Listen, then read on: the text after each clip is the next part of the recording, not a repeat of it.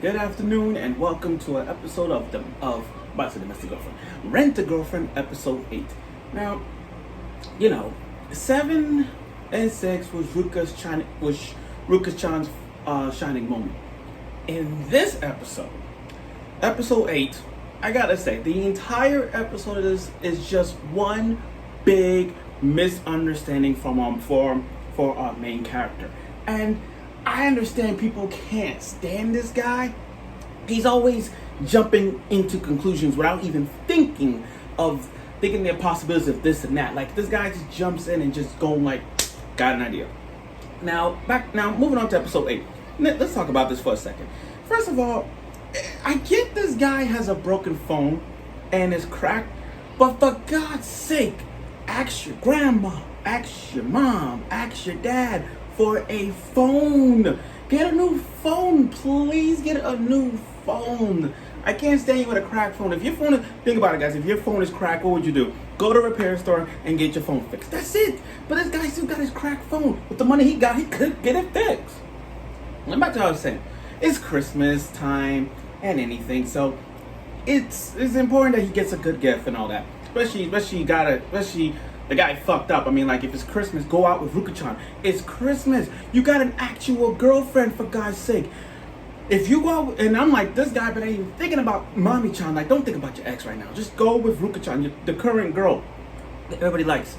Now, and then as soon as he all pouty and everything, this guy, he sees Chuzo. He imagines Chuzo was walking in, and he hears the shower, and imagines Chuzo Mizuhara in the shower. And you know what that means? Throw a tissue. And I'm like, what is with this guy and his garbage full of tissues? Is that the only garbage bin he has? I mean, like, for every girl he thinks of, he jerks off and threw it into the fucking trash can. And I'm like, you're kind of like the guy from School Days. The main character from School Days. And I'm like, you got the same amount as he does. But I can't, like, I understand that he's lonely. I understand he's doing that thing. And I understand you're thinking about Chizuo at this moment, though, good. But clean your trash out. If people like us watch this show and we see you thinking of every girl so hard and put it in the trash can, you have problems. Now, like I said, it's Christmas time, and he's going to school, and here come Ruka-chan, everybody's favorite girl, and she all clinging on him like he's like the actual girlfriend, and they've been going on dates. Which, by the way, the manga's more better because it got more details with it.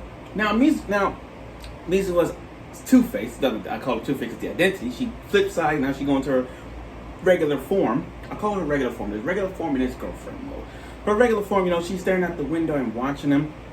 And the thing is, looking at her is like, she's jealous, but not like in a way like not that I care or kind of thing. You know what I mean?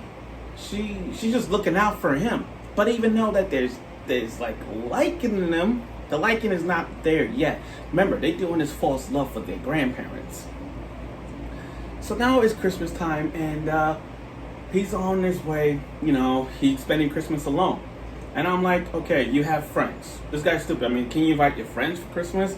Can you invite Ruka-chan for Christmas? Like, come on. You have two possibilities. And I'm not counting Mommy-chan because Mommy-chan's a bitch. But you could have just, picked that option. Those options instead. So now he's looking for a job. And this is where they're going to get to that part. So he's working. Not working. As he's leaving, he sees Chizuo in girlfriend mode with another guy. And in his head, he's thinking, wait, he's harder than me? There's no way she's gonna dump him for me. There's no way I'm like, this guy's not thinking straight. Remember, she's a rental girlfriend. And it's like, I'm like, are you stupid or something? She's not gonna leave you for someone else. And I'm like, in my head, I'm like, picture this, guys. Have you guys ever noticed that they have to pretend to false love to get their grandmother's approval? Like, that's the whole entire concept between those two. So then in my head, I'm like, this main character needs to shut the hell up. This guy's he's not stealing Mizuha. He's just there. Chizuo. I'm sorry, I'm a little dumb.